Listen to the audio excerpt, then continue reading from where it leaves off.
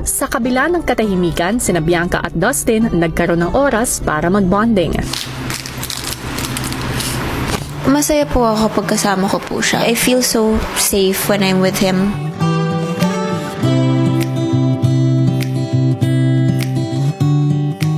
Habang sina Will, Michael at River naisipang tuksohin ang dalawa.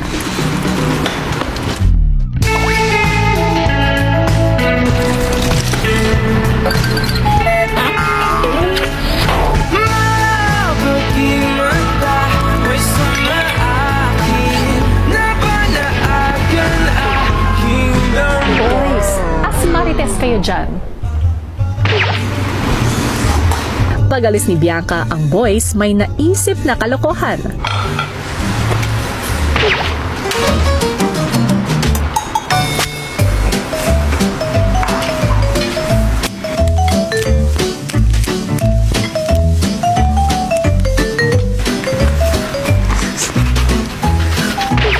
Ang daming Bianca naman yan.